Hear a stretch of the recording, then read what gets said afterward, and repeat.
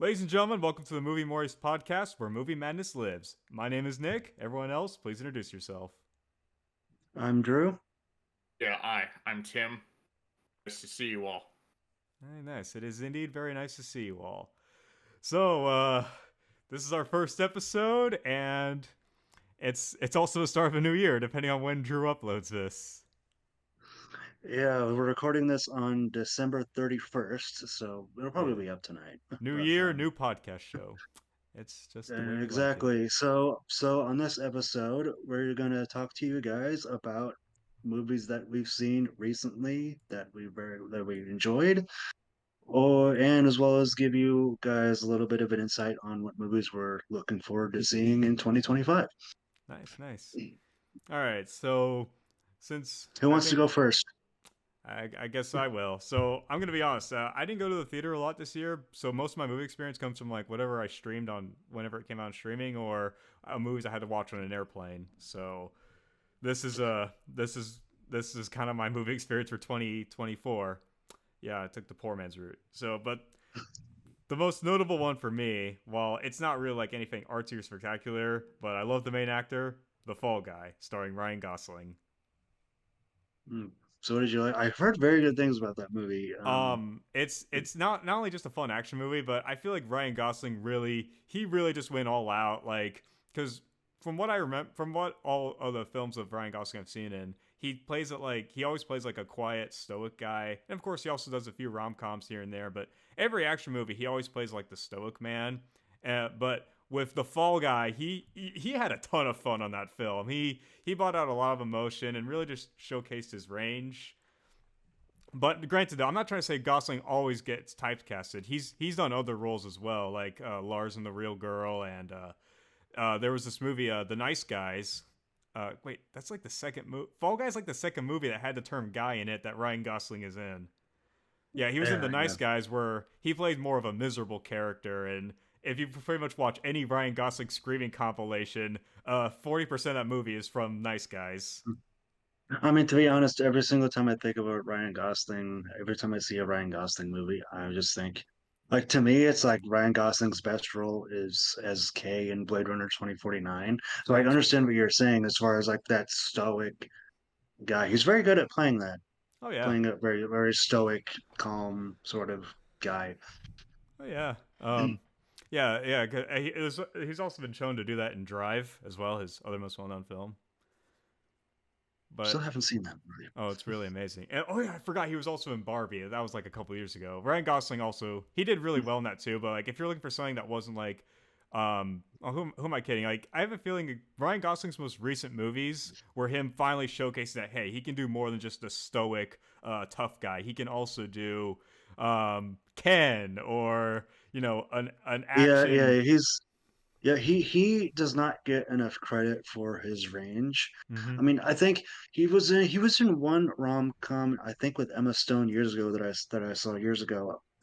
What was it? Crazy Stupid Love, I think is what it was called. Yeah, Pretty sure that that that was he was Ryan in that. Gosling.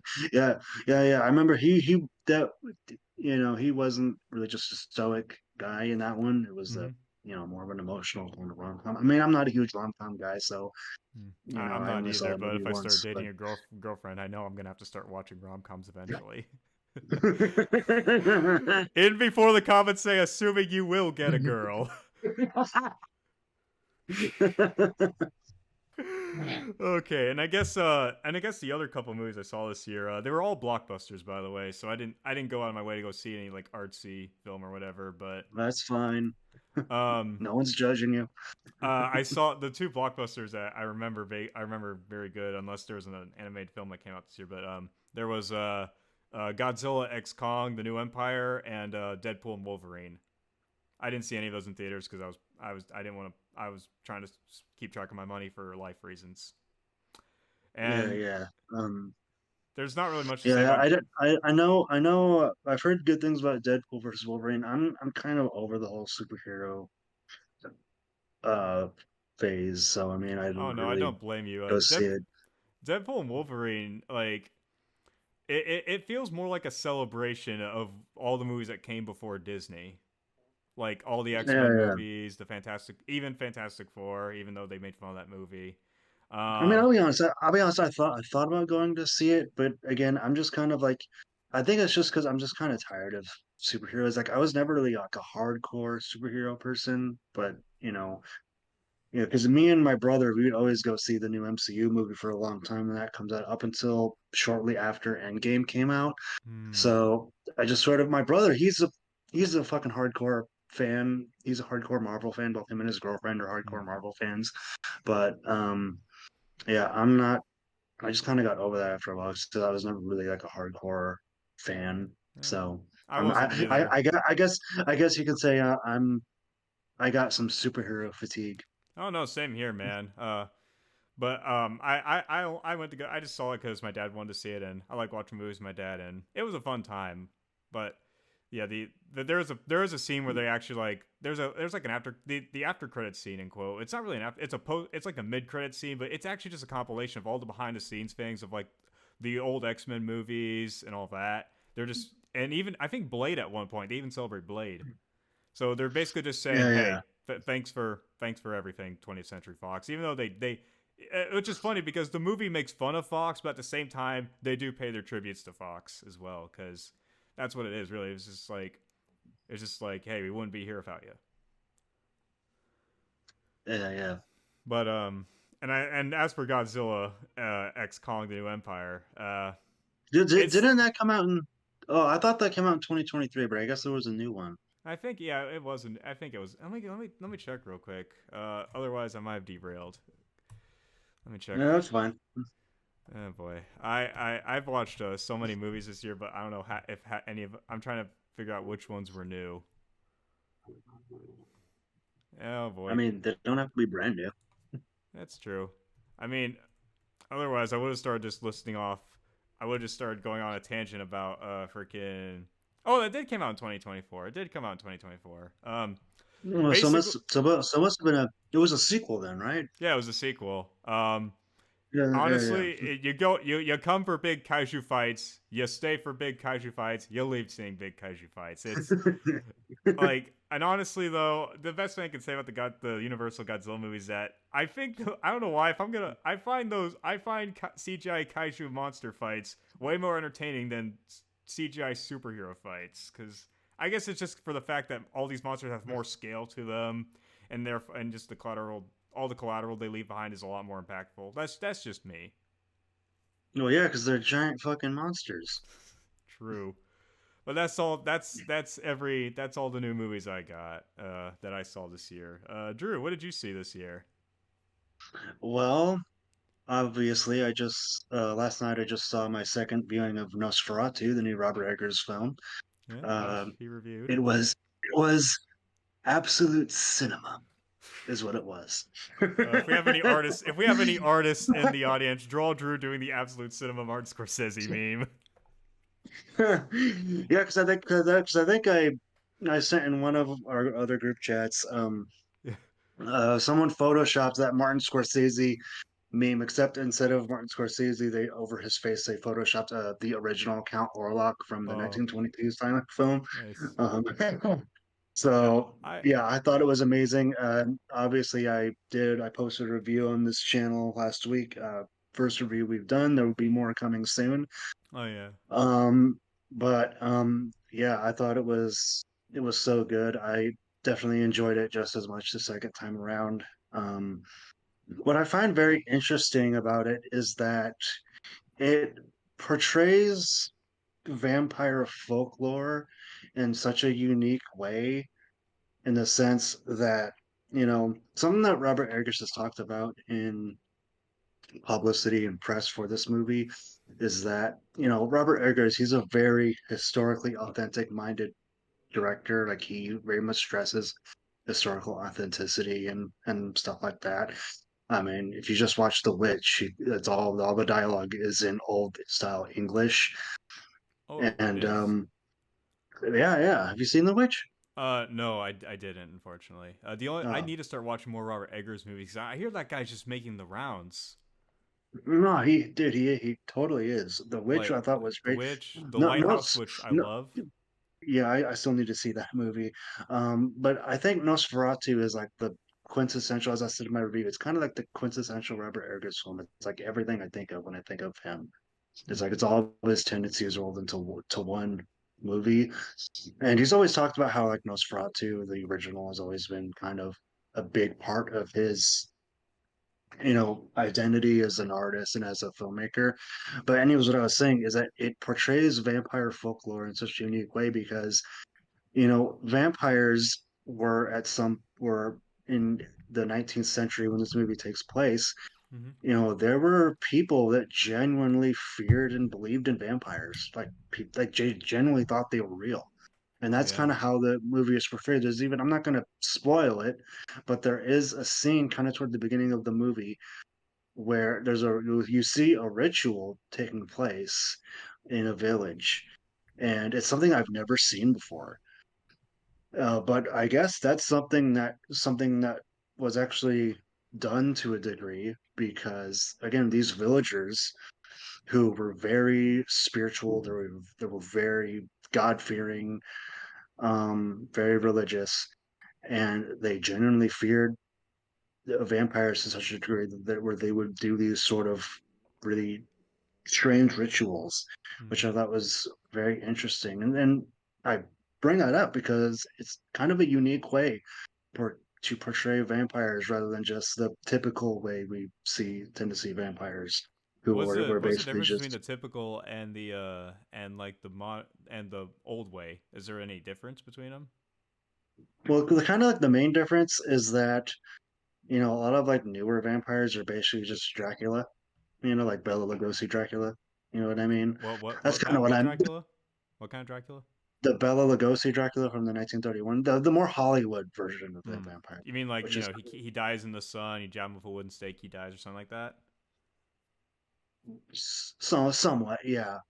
But this one's more based on the real folklore that existed before the original Dracula novel came out in Okay, I 1897. was gonna call it a back to basics, but I have a feeling back to basics means like the typical Dracula that you're talking about, not the folklore inspired. Yeah, somewhat, yeah. Hmm. But it's all very interesting. I'm not going to like. There's things that I wanted to say about the way like Count Orlok looks in the movie, but I kind of don't want to spoil it. But I will say this: Hmm. is that you know what the inspiration for Dracula was, right? Yeah, the real life Dracula, the guy who would he would like put a bunch of his prisoners or enemies or supposed enemies on a stake and watch them bleed out and dry. I Oh yeah, that's Vlad the Impaler. Vlad the Impaler. Yes, thank you, that guy. So I'm not gonna go too deep into it, but Count Orlok kind of looks like in this movie kind of looks like a cross between Vlad the Impaler and Count Orlok from the original Hmm? Nosferatu. And so, speaking of Count Orlok, Bill Skarsgård, who plays Count Orlok, again, I said this in my review. He, there's people say that actors often disappear into their roles. Hmm? That could not be more literal and true than Bill Skarsgård within Nosferatu with Count Orlok. Like you do not see Bill Skarsgård at all. Like you can look at Bill Skarsgård in the makeup and in the prosthetics and in the Count Orlok costume, and you could not see Bill Skarsgård at all. Like he even went so far as to work with an opera coach when he was preparing for this role to lower his voice down an octave to Hmm. make it more like menacing. And he has this accent that's like really like very Eastern European, and it's just I cannot say enough good things about the Yeah. performances as a whole in this movie. Hope, Um, hopefully, I make time to see that movie, and I hope I enjoyed it as much as you did, along with everybody else. yeah, because I do want to cover that movie on the podcast more in depth, probably when the Blu-ray comes out. But Okay. as far as movies I'm excited for, the new Wolfman movie from Lee Winnell is. I saw the trailer for it in front of Hmm. Nosferatu. Shoot, I didn't. Looks pretty cool. I always like more modern interpretations of like Universal monsters. Um, but what I like about what it's being produced by Blumhouse, who are Hmm. obviously the prolific horror studio. They've produced some straight garbage recently, I think, but I like that Universal is kind of letting them do what they want with the Universal monster stuff because they seem to be going back to the actual like more horror inspired, because these characters, Wolfman, Invisible Man, which came out a few years ago, Oh yeah. it's like these are horror movie characters, not superheroes, not Yeah. action movie stars, like which is kind of what Universal kind of tried to do with them before. But it's glad that they're letting Lee Winnell kind of just do what he wants to because Lee Winnell is a fantastic filmmaker. So Yeah, I want to say was the Invisible Man, was that a Blumhouse film? The recent one, not the old Invisible Man, obviously. yeah, I think it was. I didn't see that, but I think it I was. used to work in the theater, and that was pretty new when it was around in the theater. Yeah, it came out in 2020, like right as the pandemic hit. Mm.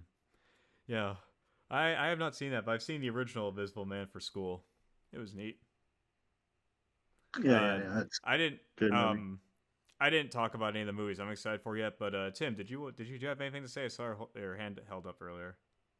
When you were talking about like Bill Skarsgård, what do you mean he didn't show up in the movie at all? You're saying that he had a bunch of makeup on, he had like Yeah. this whole costume on, and he didn't appear once in the film. Not This is he real? appeared. Not he was in the movie.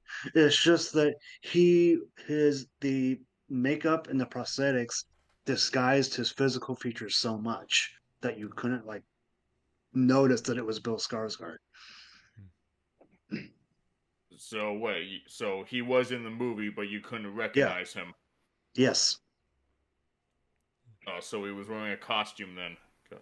Yes. I kind of feel that way with Jim Carrey in The Grinch, the old Grinch movie, because I have because not he's seen that movie in years.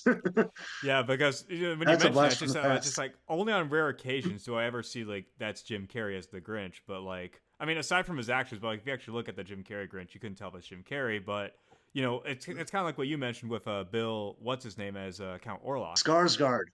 Skarsgård. Sorry, His name is Bill Skarsgård. Skarsgård. Thank you. I am bad with names. Like, what was that guy? What was that other guy we were talking about recently? Ryan Duckling was his name. I'm sorry, Ryan Goosling. I lost my literally me privileges. I can no longer identify as Ryan Gosling. Oh my Yeah, gosh. yeah, and yeah. Bill Skarsgård. That dude is becoming a horror legend right before our eyes, and I hope he does Um, more. I hope he kind of branches outside because I think he's a terrific actor. I want to know what he played in Warm Bodies because I looked him up before we began this No, podcast and that was Nicholas Hoult, another actor from oh Nosferatu, who is amazing.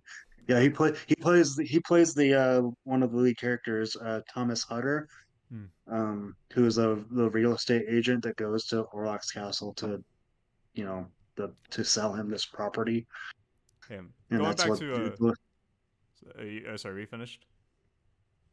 What were you gonna say? I was like going back to Grinch connections. Did you read any like behind the Mhm. scenes on Nosferatu, the recent one, where like did he like undergo like so much like makeup or something like that? I literally just talked about this. Well, what? Oh, So so but yeah, I think I would imagine I read somewhere that the prosthetics took like 5 or 6 hours to apply because it was so in depth. five Um, or six I hours. Did could he be have to wrong about sit that. down for five? I could be wrong about that, so don't quote me on that. Well, But if he did, we might have another Jim Carrey Grinch connection because behind the scenes, going back to the Grinch, Jim Carrey mhm. actually had to get real CIA operatives to train him to sit down in a makeup chair for hours on end. And Jim Carrey did not like having the makeup applied. He said if they were going to do the Grinch again, he wanted to do CG because that makeup was a nightmare. Yeah, yeah. So I'm wondering if maybe they had to There's do a similar film. I don't think there's much CG in Nosferatu. I think they had some CGI rats. Which another thing about this movie about that about Nosferatu, I think is well, it's kind of a thing from for all Robert Eggers films, but they use a lot of practical effects. Like vast majority is practical of what you see on screen is practical. Mm-hmm. That includes that includes rats. Rats. Where Like rats? Where? they used hundreds of real rats in the movie for some scenes. Yeah, Let's hope they weren't diseased. I would imagine. I'm pretty sure they had like animal trainers. They somehow managed to train the rats to follow. commands and stuff. Um, but yeah, there were some scenes where like there's just rats everywhere, and it's very, you know, they're all Yeah. real. So, Mm-hmm. yeah. Yeah. Which I would imagine that knowing how like strict, health and safety standards are on movie sets these days, I would imagine that those rats were all checked Yeah. and everything. Yeah. I don't think they would willingly bring disease onto the movie set, even though a big theme of the movie is the plague. Mm. Because when Orlok comes to, I think it's Visburg, um, was the name of the city in the movie. He brings the plague with him, so Mm. It's crazy. he, yeah. Uh, I was gonna. Sorry, I just there was so many when you mentioned like rats on movies. There's just like so many thoughts going through my head. Not as like a scary thing, but like if one of them turned into a human, it's clearly Scampers from Harry Potter, or I think you can use rats in one of the Dishonored games as a power. Yeah. I don't remember. my brothers played Dishonored, but not me. But anyways, oh, going back on topic. Sorry, Tim. What movies have you seen recently? Oh, Sonic 3, with my friend James. Not sure if you saw the photos, but yeah, I Oh, went to see. Yeah, you yeah, saw the photos, right? yeah. Tell us about Sonic 3. Oh, of course. It pretty much blew me away, as you would expect. I got to see it with my friends James and not sure if you know them, James Bathis, and but they were in film club at DVC for a bit. But I Should we saw it censor with James. those real location names out? A what? Maybe. No, Tim, go on. Tim, go on. Sorry, I'm sorry about that. sorry. Okay, sorry, but look, I went with James and Johnny that night. So on the 23rd, I didn't think I'd see it so soon, but it was very, very nice. Glad to see it with them and hope to do it again at some point. So, but the point is, the movie blew me away, and I'm excited for the sequel, and I actually kind of want to watch it again, actually. So, yeah. Which of the three were better? Assuming if you've seen all three Sonic movies, which one was better? This one or the I'd say it ending was this last? one. Oh, I'd say really? it was this. Yeah, pretty much. Yeah, Uh, I've been hearing a lot of good things about Sonic 3, and even though I didn't like the second one very much as the first one, I'm willing to give the third one a chance. And yeah, what gotcha. I think is funny too is that Jim Carrey said he was going to retire from acting, and he'd only come back if the script was written in gold, but yet he came back for Sonic 3. Yeah, Must have yeah, been it written sure in sounds gold then. like it. I think they actually gave him a gold version of the script, if I remember hearing that correctly. So, because It, like they actually it had the was text written in font in gold. gold. It was written in expensive gold ink, I will say that. But Like literally really, or I'm glad I metaphorically? saw. What was that? No, it was Liter. literally, Oh, literally. wow. So of course he had to accept that. So Hmm. but I hope he does return, because because the fourth movie is in production as we speak. I mean, if if they do a fourth one, I don't know if they're going to get Jim Carrey again by writing said script in gold, or they can do like another Sonic villain entirely. That this is just me going off of like what little I know about Sonic lore. I don't know. I mean, it wouldn't really be Sonic without Robotnik or Eggman. Just Hmm. because rarely have there been any Sonic games without Eggman. So because That's true. he's So the they're main really I villain. think they're just going to keep roping Jim Carrey back in if they're going to do more Sonic films. Yeah, Unless they well, I can just do a risk and just make Metal Sonic the main villain instead of Doctor Robotnik, Eggman, whatever. true, maybe, but there's it's just that's. I mean, he's the franchise's main villain. I mean, it's not like there's too many other villains, in the Sonic games. So it would just be Jim Carrey coming back. I mean, he has had a long line of like movies. I mean, it's you can't deny it. It's just that he's phenomenal. So Oh but yeah. so I do hope he comes back. And yeah, so of all the Sonic movies, yeah, 3 was pretty much my favorite, and I'm trying to rewatch the older ones on Hulu and Paramount right now. So yeah, because I haven't seen those in a while. But Yeah. overall, just I was so happy that I went, and you guys should really watch it if you haven't seen it already. It's on my to-do list. Oh Um yeah, and and I expect to see Red One sometime later next week if I've got the time and stuff. But other than that, just there are a couple upcoming movies I do want to see. There is the upcoming second Mario movie in production, which I'll be excited for. But yeah, just that's on my to-do list for later. Hmm. All right. Does anybody else have anything else to add, or you I guys want to do wrap this up? actually, and I'm actually I'm kind of fact checking this real quick before I get it wrong. But what's funny is that Keanu Reeves, who plays Shadow the Hedgehog in the film, he was originally supposed to be a character in The Acolyte, but he either turned it down or he couldn't do it because he was doing Sonic 3. No, the Star Wars show. Yeah, Hmm. I found that funny. I just find it funny. It's like, hey, you want to be in Star Wars? I'm doing Sonic, brother. I mean, personally, I'd rather do Star Wars, but hey, Sonic's cool too. Oh, yeah. Drew, do you know do you know anything about Sonic? Like, I'm just curious. Well, I know I played the original game like years and years ago, but that's Hmm. about it. Okay. Yeah, it was okay. Yeah. That's neat. That's all I got for Sonic 3, and I can't wait to see it. And hopefully the theater won't be a nuisance because I remember working at the theater when the first Sonic movie came out, and that was the first time they had to call me on my day off, and the children were really noisy during that movie. Yeah, ironically, when I went to see it with my friends, there was only the theater was totally empty. Like it was all to ourselves, but there was this one family who I kept their kids. The kids kept talking during the movie, and that was annoying to deal with. So Yeah. they just That's always annoying to deal Like, with. yeah, because not only were kids annoying in the first Sonic movie, but one girl just filmed an entire scene on her phone, and because it was my job to check check the theaters, Yeah, dude, I that told her, shit. I told her to stop doing it. I told her don't do that, delete the footage. That's piracy. Plus, it's disrupting all the other theater attendants. God, trust me, I know this is probably a topic we can do another whole podcast episode about at some point, but I fucking hate it when people are on their phones and shit during the movie. I can't stand that shit so much. Plus, a lot of theaters don't enforce their policies about that Hmm. stuff, so If we that do also do a pisses me off. if we do a separate episode about that, boy, do I got some stories for you as someone who worked at a theater. Oh boy, I can't wait to hear Oh them. boy, there's especially one. There is one that I'm not gonna tell you this episode, but there is one that it's probably Okay, the save it. I Save it will. for I'll save for when we another do that one. episode. But anyways, any more about Sonic Tree?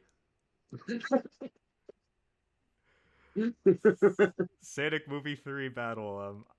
Sorry, I'm running out of Sonic references. Wait, hang on, Tim. I have one question. Without spoiling the movie, without spoiling, does Shadow the Hedgehog say "damn"? that's pretty questionable. Does he? I would Yes or no question. I don't believe so. Okay. I don't believe. All right. All right. Yeah, but I was kind of disappointed that Rouge wasn't in there. So, but hopefully there's next time. Well, because okay. Rouge is actually my favorite character of all the Sonic characters. Everybody else I Really? could care less about. I don't know. I just like her. She's hot. So Okay. yeah, I don't know why, but I just could care less I about every other Sonic character. So I just want to know if Shadow just said the word "damn" in that movie, because oh boy, the internet not would have exploded if that happened. not really. So If you know, you know. I'll just say that it's yeah. But anyways, so Drew, you talked about movies you were excited for, right? Yes, I did. All right. Tim, did you have any more movies you were excited for, or can I I talk about want to some see things I'm Red excited One. for? I wanted to see Red One, but my friends thought it was stupid, and because of the low reception it has, I mean, the one with J.K. Simmons and Lucy Liu, but I mean, it looks dumb. It looks dumb and funny. Just those wacky, weird, comedy, shows. It's about basically Santa being kidnapped, and this guy has to go rescue him. So, but it sounds really dumb, but I want to go see it actually, and it has J.K. Simmons in it, so that's already on my to-do list at some point. But I want to check it out. Does J.K. Simmons demand pictures of Spider-Man? Oh my gosh. Oh my god. Oh But man. seriously, I really think that, it's just that don't listen to like critic reviews. I mean, it's just a bunch of hogwash and stuff, just a bunch of elitist reviewers and elitist critics like Roger Ebert. So I would just watch the Roger damn Ebert's thing. dead. He can't Yeah, he's been criticize this dead since movie. 2013. Yeah. Unless Yeah, well, unless like Robert Ebert actually just came back out of the grave, or just like all the ashes that were scattered just came back to form Roger Ebert just so he could shit talk this movie. the point is, don't listen to Rotten Tomatoes, review scores. Just watch the audience scores. Like that's like, don't listen to like critical reviews. Just like watch the thing and see it for yourself. I mean, the audience score tells you all you need to know and stuff. So, so I mean, personally, I don't know, everyone's different. I'm generally someone who sometimes mostly tends to agree with their critics, but there are definitely times where I'm like, what the hell movie did you watch, buddy? Even Yeah, with critics. I like to make my own opinions. I make my own Exactly. opinions. Normally, if I talk about the negative, If there's anything you take from this podcast, it's that you should always come up with your own opinions. Lesson of the day. yep, yeah, yep. I did it. I suppose. Did anybody see the new Lion King? no, I didn't. No, I don't want to see it. I don't plan neither on do seeing I. the new Lion King. Yeah, it's Neither trying do to I. compete with the Sonic movie, and they're being pretty desperate about it, and Oh my going as far gosh. as to like steer up, like have audiences stop not show Sonic and just exclusively have Lion King is what I heard. So I'm assuming because it's Disney, right? It's producing that movie, so that's not out of character for Disney Hmm. to do stupid shit like that. Oh yeah. yeah, yeah, I heard that they're trying to leverage certain movie theaters to cut Sonic 3 entirely to drive away the competition. So it's what I've been hearing. So Yeah. we Sonic all know fans that are a very passionate bunch. I'll just say that. Yep. you trust me, you have no idea. Yeah, Oh they yeah. are. Yeah, and and I'm not even a huge Sonic fan, but but I have played a fair amount of the games, of course. From Genesis up to like newer consoles, of course, and yeah, I know a good amount of Sonic stuff. But despite being mostly a Mario guy, but yeah, just so I would. But what they're trying to do with the whole movie theater leverage thing is really stupid. So because clearly it, people will get suspicious, and you'll just the more you try to leverage somebody or try to put something down, I mean, they always come back stronger. What's funny is that Sonic itself has just been a big box office success for everything. Because like I said, when Sonic Movie 1 came out, I was called in on my day off just to go help out with that movie. And Sonic Movie 2, that came out after the pandemic when theaters were like reopening and such, and that made a ton of money. It was a big success. Well, Again, that's I also think that like video game movies tend to be on the rise as well. Like mm-hmm. I think studios are finally figuring out a formula that works for video game movies. Like not only do you have the Sonic movies, but you also have the Mario movie that came out a couple years ago. You also have the Five Nights at Freddy's movie that did very well when that came out. Oh So it's yeah. like I think studios are finally starting to figure out how to make decent video game movies. So, With the exception you of know, Borderlands. yeah, Are you yeah. are you guys excited? I can't believe they got Eli Roth, the fucking torture porn guy, to do Borderlands. Like That movie that went makes through a whole that's lot of hell. Like that movie's production was absolute hell. Like they switched screenwriters, they switched directors. And what's funny is I think there's like a video of like the game producer Borderlands just acting all happy and excited. And he turns to Eli Roth, and Eli Roth just seems like he doesn't want to be there, and is only in it for the money. look, Eli Roth's specialty is like gore-filled movies. Like I know people hate the term torture porn, which is what I just used to describe some of his movies, but it's like when you look at movies like Hostel, like what do you want me to call them? Like Yeah, I mean, I did think Thanksgiving was pretty good though. yeah, I didn't see It's a a lot of rather Eli Roth Roth, movie. but I respect him as a director. Yeah, I think he's got a bit of a unique style, so I'll give him that. Oh yeah. I wouldn't say I'm like crazy about him, but I respect him as a director. Yeah.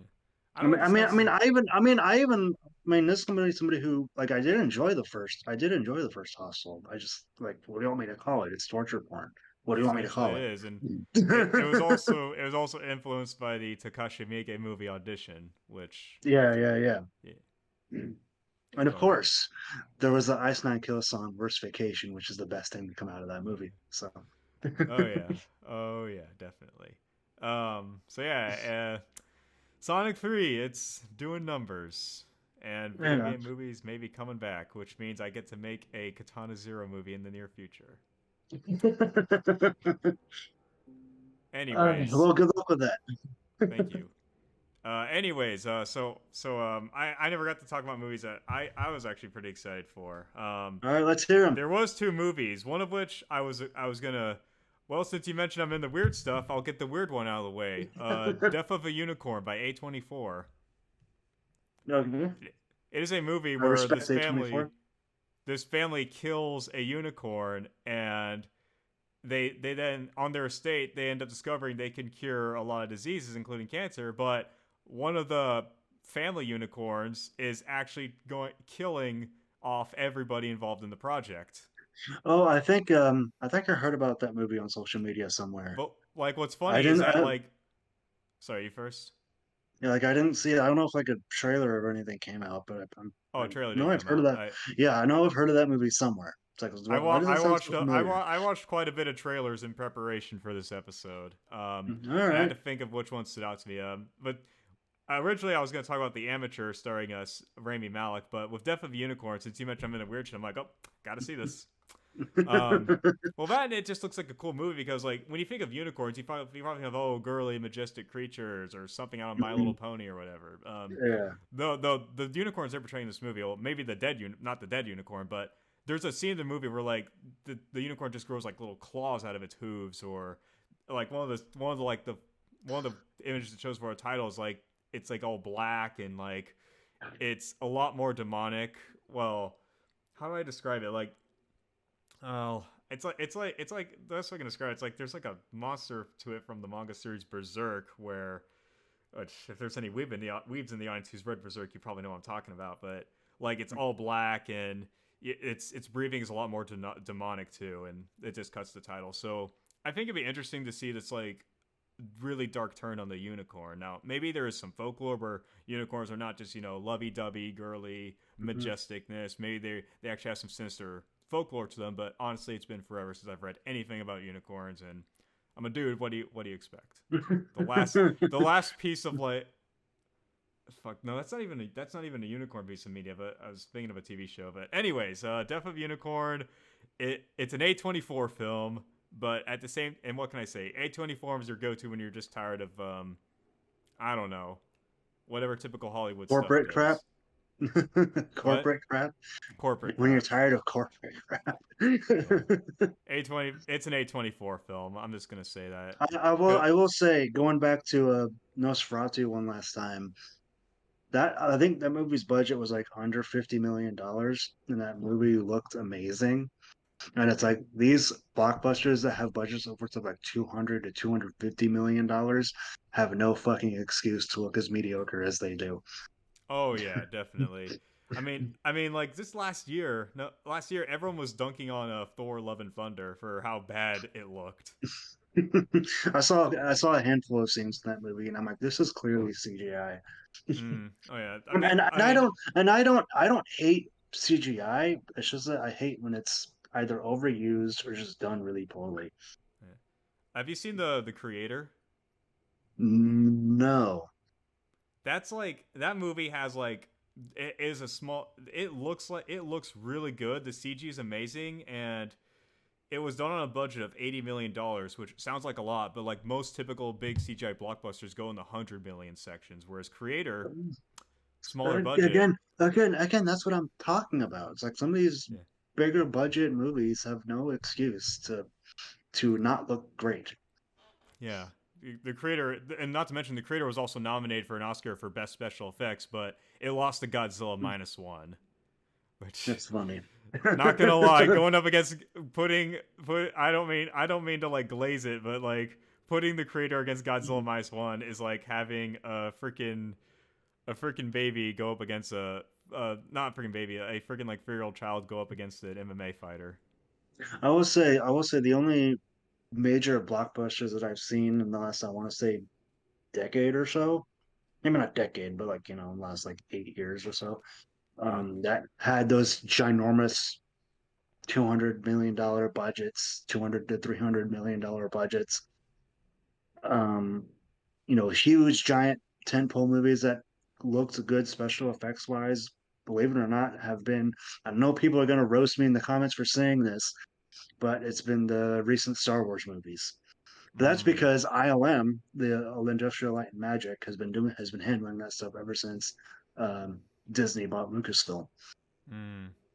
So it's possible. It's possible to have those giant budgets and still look great. But you need a story behind it, man. Otherwise, you're I'm all not. I'm style not. and no I'm not. substance. Well, exactly. It's like I'm not talking about the story. I'm just barely talking about the Oh, visuals. sorry. Yeah, I lost my train of thought. But yeah, visuals. Wait, what were we talking about before? When we were talking about visuals. Oh no, I was mentioning. You were talking about some A24 movie. You're Oh yeah, excited. A24, Death Definitely, of a definitely Unicorn, unicorn. right? Yeah, yeah, basic and how like I said, it's an A24 film. If you're tired of your corporate slop or whatever, you got your artsy slop instead. Yeah, yeah.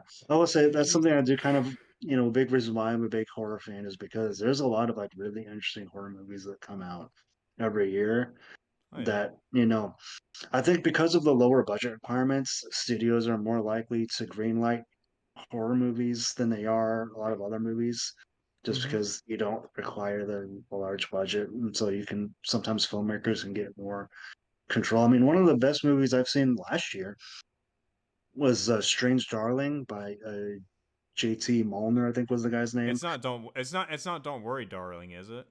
It's Strange Darling. It's Oh, different. Stranger. I just want to make sure because there was also a movie called Don't Worry, Darling that came out. Yeah, no, I'm not talking about that movie. I'm talking about Strange Darling, the one with Willa Fitzgerald and Kyle Gallner. I don't Uh, think I've seen that or that heard of it. that is a really good movie. It's more of a thriller, but it's really good. It's really Well, I good. like me my thrillers, so Yeah, I yeah, might. it's really good. It's the story is told in a non-linear fashion, but yeah, it's really good. I don't want to talk about it too much because I don't want to give anything away, but it's really good. Hmm. Nice.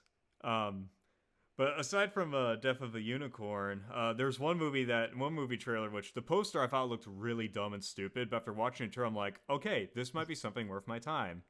Uh-huh. It's Novocaine. It Oh, is an I saw the trailer in front of Nosferatu for that last night. oh yeah, That movie definitely looks kind of silly.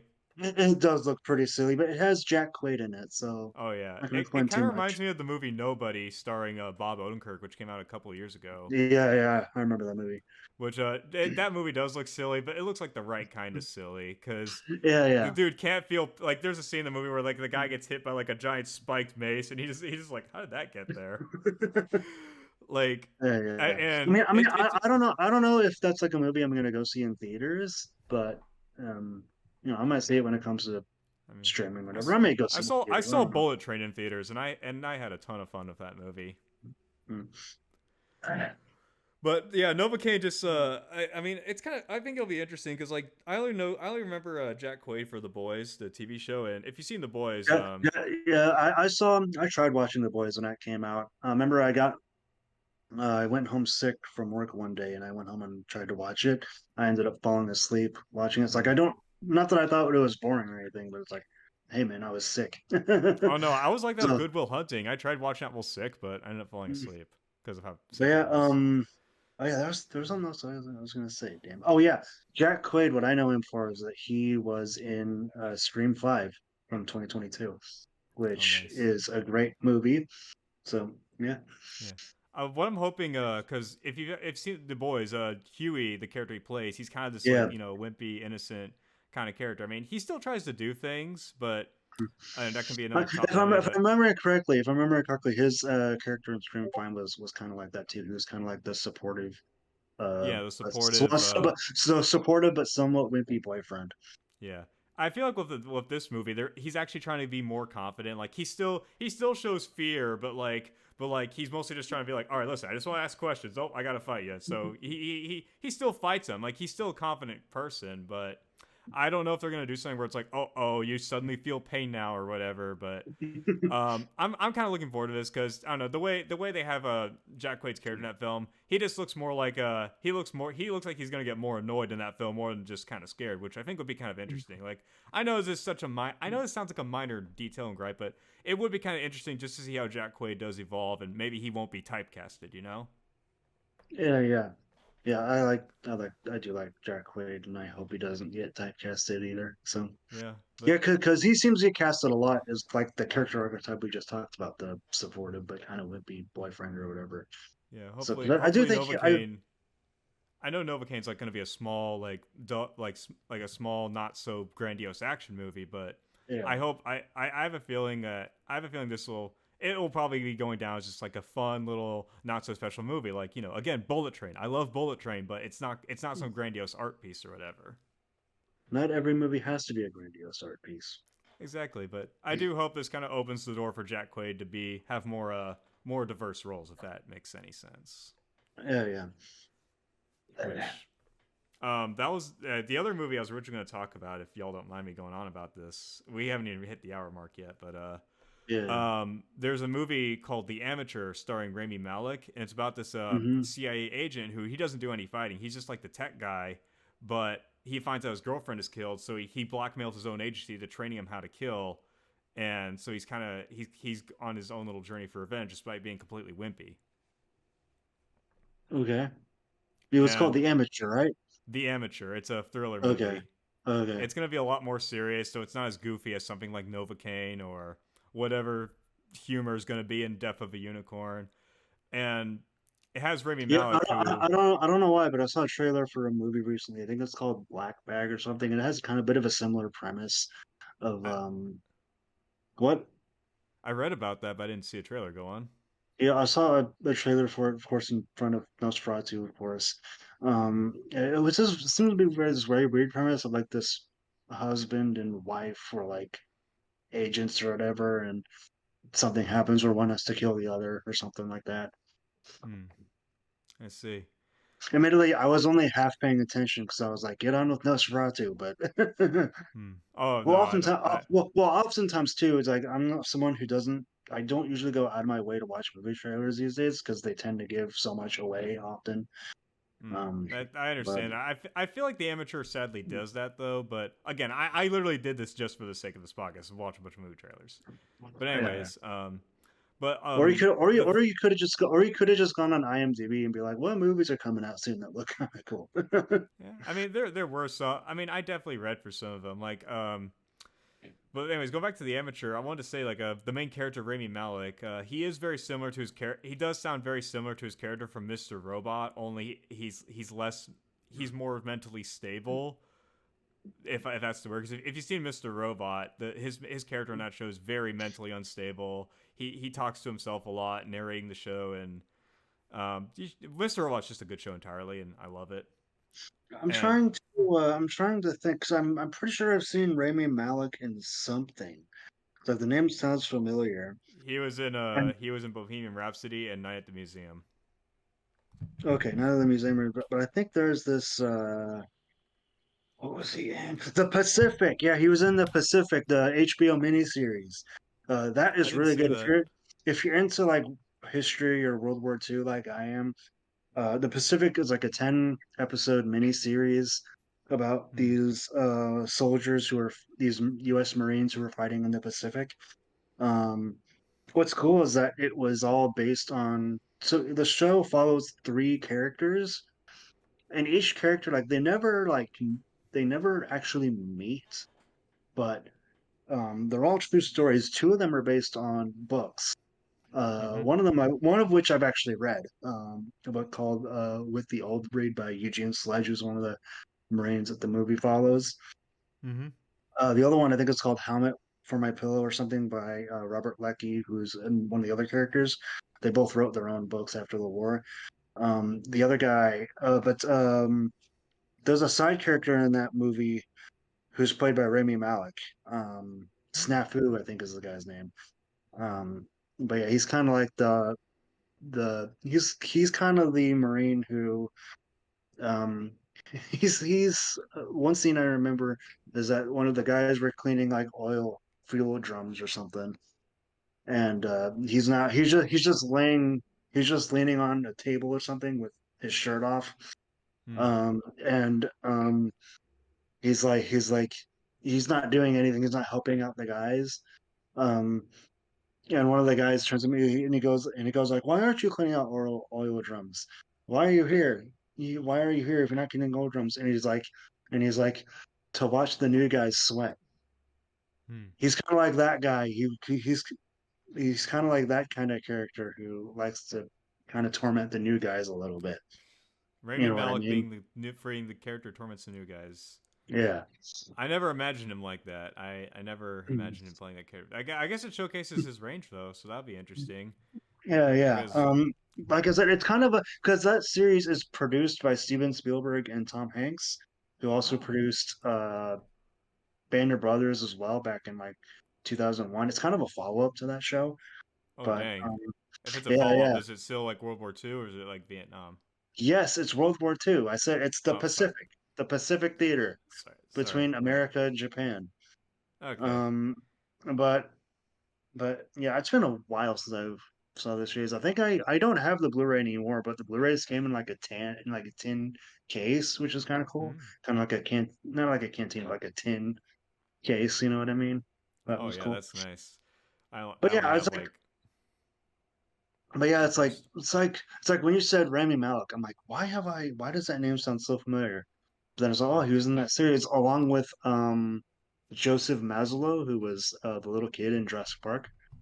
He mm-hmm. was also in that series. But Whoa, wait, Rami Malek was in Jurassic Park or was it a different guy? no, Sorry, I no, lost. no. Joseph Maslow, one of the Oh, other okay, sorry. actors I in got that confused. series. I misheard you. I apologize. Yeah, yeah. Yeah. But yeah, that's all I got for like for the movies that I'm genuinely looking forward to and in 2025. 25. Yeah. Yeah. Anyone else looking forward to any films in 2025 or something? I might go see the that new Osgood Perkins movie, The Monkey. It's based off of a Stephen King story.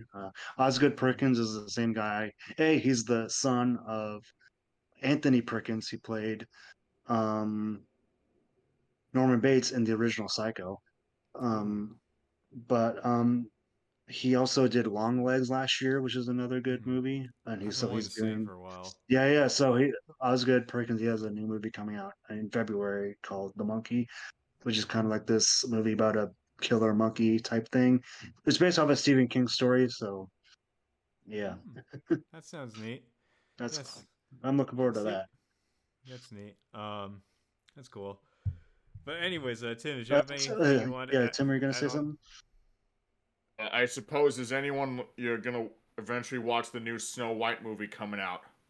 I'm Don't plan probably on it, not. quite frankly. No, But I don't feel that. maybe for this channel, I can make an independent review of it. Maybe. I mean, it depends. Depends what I feel like Yeah, talking about. it's just that the actress, herself is pretty controversial. She just says some things that put the company in hot water. I don't know. It's like, She just can't keep her mouth shut. Yeah. yeah, she just can't. She Don't just take a can't page. Yeah, stop the you're talking projections about of. you're talking about Rachel Ziegler, right? That's her Rachel name. Zegweiler. Yeah, she said Yeah, some yeah. very, I'm not overly familiar with what she said, so Hmm. I don't know. Yeah, She's just trying she to just like, acts very cocky. She just acts very cocky. yeah, yeah, I get that. yeah. The thing that bugged me Yeah, is that just they wanted to make so many changes. That it can't be too much like the original film. Like comparing it to how it was originally presented. They just wanted to change so much of it, and it wouldn't feel traditional to the original film. So it's like a disservice to the original film is what it feels like. So because she said some really dumb things that put that she was forced to apologize for. mhm. So that pretty much hurts. That's gonna hurt in sales for ticket sales for that movie. So you can Yeah. tell it's gonna flop. And Well, Yeah. the movie just doesn't look Well, that also, appealing. Yeah, well, also too, it's like I think people in general are getting pretty tired of the live action Disney adaptations, Oh yeah. in general, because like I don't see too much buzz around them. I see most of the coverage I see about them is people either being either indifferent or just not liking them. Oh yeah. I mean, they're already remaking the Moana movies. I mean, Oh like, my gosh, that why is too remake? early. The Moana's like Did, fairly. I did, mean, did, didn't those movies just come out, the Moana movies? yeah, that They're that is already way making. too early. That is Yeah, they're like, already making live action versions. So with The Rock, as of Mm. course, so at least Dwayne at least Johnson. at Well, least well, at so least he's well, gonna I revive guess it, like man. I guess somehow people are still seeing them. I guess since they're still making them. Yeah, Yeah, probably I mean, families no bringing their other. children to go see them. Yeah. That's just my I suppose guess. you. Are you excited for the Lilo and Stitch movie that's going to come No, out later? Nope. Nope. no. I'll just watch the original. I love the original Lilo and Stitch. I'm just gonna watch the original. In fact, I still have the DVD. I still have my DVD copy somewhere. Of Yeah, I don't course, think I have but my DVD copy of that movie anymore, but Mm, I definitely watched that movie a lot when I was a kid, and I have no plans to see the live action version. mm. you guys, I remember saying somewhere that if Disney was going to remake their old animation movies, they should probably do their most obscure films like Treasure Planet or Atlantis, because those, even though we're box office bombs, they still have a significant following with them. So if they remake them, they can reintroduce them not only to the old audience but gain a new audience as well. But after Nick, seeing, Nick, I'm I, you're using too much reasoning. no. Drew. Hear me out. Okay. I'm not finished. Seeing as how lately their live actions have been kind of going downhill in terms of quality, Mhm.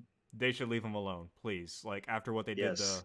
Little Mermaid, what they're gonna probably do with Snow White, what they did with The Lion King and Mufasa, leave them alone, please. Just this may, from what I may sound unreasonable, but if you're gonna if you're gonna if you're gonna go down this path of what you're doing to the live action remakes, leave them alone, please. Treasure Planet is hands down my favorite Disney movie ever made. I'm dead serious, guys. Treasure Planet's my favorite, hands down my favorite Disney movie ever made. Leave that movie alone, please. I don't want it to end up like freaking Little Mermaid or freaking Lion King Mufasa. I will say this though. I will say this though. With all the complaining people do about those movies, I will say this: nobody's forcing you to go to watch them. Oh yeah, good, yeah. So I mean, like if Plus, you like if you really don't like the live action Disney movies, just don't go see them. You know. yeah. Well, not to mention Disney screwed over the Treasure Planet original release too. So it's just like I don't think they fucking care about that movie anymore. Wouldn't surprise me. It's not one of their big IPs. So Yeah. And that being I said, mean I that's still love it. I mean it's not just Disney that does this. It's all other studios, but it's like studios these days really only care about IP more than anything else. So Mm. Yeah, but things like Atlantis and Treasure Planet, they're just gonna remain cult classics for the time being. and you know what? Sometimes it's best that way. Mm-hmm. That being said, it'd just be funny just for the mere existence of a live action Home on the Range remake.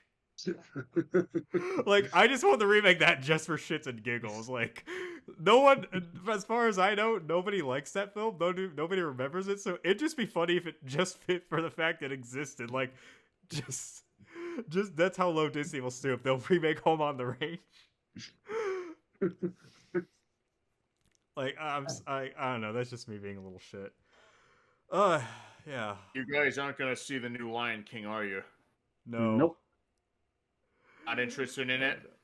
Nope. I'm not interested in the vast majority of what Disney releases, anyways. So Yeah. there's, and not Plus, nothing like against it. It's just more of just in the category of not my thing. So oh no, I totally get that. Oh yeah, I mean, there's one. the only thing Disney releases can release that will get me to go see it is probably Star Wars, but that's about it, honestly. Hmm, yeah. Right. So, yeah, I heard that the Acolyte got canceled, shortly afterwards. Is that right? Yeah, Yeah, it is. It's true. I didn't see the Acolyte. It was kind of what came out during the time where my love of Star Wars was somewhat dormant, just because I was tired I of dealing with the fan base. So I just don't really care for the Acolyte, quite frankly. That Yeah, makes so sense. I I just still love the idea that Keanu didn't do the Acolyte in favor of Sonic 3. I still love yeah, that. I Oh, will say since I have been getting back into Star Wars recently, like I am thinking about watching that Obi-Wan show. Hmm. It was okay. It was okay. Yeah, the Darth Vader Black Series figure I got recently is actually from that series, Nice. and I think it's a I cool figure. So I heard Skeleton Crew is pretty decent. I heard yeah, Skeleton Crew is I've pretty heard good decent. things about that. I haven't really looked into it, but I heard it's mostly a more Goonies inspired story, if that makes any sense. like I said, I haven't looked too deep into it. I know StarWars.com has been giving me emails about it, so you know, Really yeah, because I've been on their interesting. I've been on their newsletter for years. So Oh dang, that's impressive. Yeah. Um, Teetering away from Star Wars, there was one movie that I wanted to be excited for, but I'm not entirely sure for anymore, and that is okay. Superman. Oh yeah, you wanted to talk about that. Yeah, what has you skeptical about it? Um, it feels like it's kind of falling into the pit holes that is dragging down a lot of modern superhero movies. Which is Um, they're already introducing a bunch of other superhero characters already. okay. Like we already see Yep. Green Lantern and the Hawk, They're the already Hawk Girl. they're already getting the cinematic universe restart I ready. don't. Yeah, just I mean, look at Iron Man. That was a single movie about a single guy and one villain, and that made a bunch of money. Avengers like, hey, I think we can get a thing going here with the second movie. But Yeah. I feel like I have a feeling history will repeat Here's itself with here- DC. here- here's the thing. DC, it's not just DC, but Universal tried to do this with the Universal monster movies as well. It's like Mm-hmm. studios. What Marvel did was that they introduced these characters slowly over a series of movies. Yeah, They yeah, these studios they don't have the patience to do that. Like they want to chase the exactly. money train now, and Mm-hmm. I think that that's kind of fool's gold right now because you kind of see that you've seen with a lot of superhero movies they haven't been doing well. A lot of them haven't been doing well at the box office recently, and so you're trying Mm-hmm. to. I think you're seeing that superhero fatigue is kind of starting to set in with the general audience. I think. It is. And that's why I'm worried about Superman because I like the idea of a more optimistic and like Mhm. back to basics Superman. You know, like because Yeah, Superman's character is like full of hope and yeah, color yeah. and wonder. But I mean, don't I got nothing against James Gunn as a director for your information. I got nothing against James Gunn, but like it does feel like he's either repeating history with them introducing more characters. It does feel like he's repeating history a little bit with like all these new characters. Like, whoa, slow down, bro, slow down, slow down. But is it him or is it DC, the studio? Um, I don't know, quite frankly. I didn't read any behind the Exactly, scenes, but exactly. usually behind the snes, most usually any like behind the scenes controversies, they don't. Some don't come out until like after the film's release. Yeah, The Fantastic Four reboot. The director had a huge fight with the studio, yeah, yeah. which is a shame because Josh Trank. I love Chronicle. That was one of my favorite movies for a long time. I've never seen Chronicle, so No, it's an amazing film. Tim, have you ever seen Chronicle? What's that? It is a movie, is a found footage film about these high school kids who they get telekinetic powers from a meteorite, and one of them who's had a very miserable home life starts hold becoming on, bad. hold on. I think I've heard of that movie. But no, I Is don't it know anything. isn't one of the writers Max Landis that douchebag? I think so. I forgot Max Landis wrote that movie. Exactly, because he's a douchebag just like his father. Yeah. Oh Guys, this is shit. all news to me, so I don't know. I never even heard of it. Well, So you that want to tell me what sucks it's because about? it's got some good actors on it. It's got Michael B. Jordan and Dan DeHaan. Yeah, yeah. I hear good things about it. It's just I'm not sure I want to watch it because I don't want to support Max Landis. How come I've never heard of this? Is this recent It or? this was like 2011 actually. This is an old movie. So I Well, saw it in high school. I also think it's also a somewhat obscure movie, right? It's not super Um, mainstream. it's not really mainstream anymore. In fact, that's what I'm kind of missing a lot about like a lot of like old movies nowadays. Like you don't always get these like big like superhero franchises. You got these like like small action movies or something. Hmm. Yeah. Well, on said that there's gonna be note, well, on on that that note. note, is there anything else anybody want to say before we wrap this up? Yeah, Um, Not really. I mean, that's well, that's all I got. I'm a little worried for Superman. I'm looking forward to Novocaine, and Ryan Gosling is literally me. Well, all right. oh, Do you so have you anything to guys, say, Tim? well, yeah, I did about Superman. So, are you guys gonna see the new Superman movie or what? I'm gonna wait till reviews come out first, just to get the general consensus, and maybe if it's a good matinee or showing or whatever. Like I wanna wait for more information. Honestly, I'm a little Same here. cautious. Same Or here. have you Only guys because watched? only because I'm like I said, I got superhero fatigue. So Hmm. So, have you Yeah. guys watched any of the new Superman TV shows as of since you're nope. talking No, about it? no, I no, had no, no not idea really. there was a Superman show. Well, guys were talking about Jack Quaid, and I was, and speaking of which, he's actually in a Superman show, but I'm just It's not The surprised that Boys, is it? it's the animated Superman TV show, the new one. Oh, My Adventures of Superman. I didn't Yes, see that. I did not see that. Jack Quaid is Superman in that show. I'm surprised. Really? Yeah, it's in the new animated Superman show. I actually just watched, all of it recently. So Is it good? yeah, it's fairly good. I'd recommend it. It's not for everybody, but it's nowhere as good as the original Superman the animated series. But it's all right. I would say so. I would check it out. I mean, Yeah. because Quaid is in it. So in case you didn't Okay. notice that earlier. No, I didn't. I didn't know at all. It's Honestly. on HBO. It's on Yeah. HBO It, Max. it aired on Adult Swim, but I never saw it. But yeah, that's all I got for Superman. Well, it's not. Well, it's not like really violent or anything. It's more like it'd be better on Cartoon Network than Adult Swim. I mean, it's not like it's clear. It's clearly not edgy or anything. It's more safe and stuff. Doesn't feel like it's an Adult Swim show. It feels like it just belongs on a regular daytime Cartoon Network. So it's not really doesn't feel like an Adult Swim show like Aqua Teen Hunger Force or Metalocalypse or King of the Hill. So yeah. So trust me, it's Interesting. not. There's no way it's just edgy enough to be on Adult Swim. Hmm. So yeah, you'd still catch on Adult Swim, no doubt about that. But I'd give it a try if I were you, since you guys talking about superheroes and all that, and yeah, just so Well, that's we'll my see, man. I got a lot of catching up to do on things. Like I have me to go too. see Nosferatu and Sonic 3. I'm also gonna review Abigail for the channel, and yeah. So we'll see, man. We'll see. Yeah. All right. And So, do you think we should wrap this episode up? Yeah, we've hit an hour. We've hit an hour and Yeah. 10 Yeah. minutes. All right. Well, everyone, Ladies and thanks for gentlemen, tuning oh, in. Thanks for thank you tuning yeah, in, everybody. thank you for tuning We will, in. We'll see you next time. I've been and Happy Nick. New Year. Happy yeah, New yeah. Year.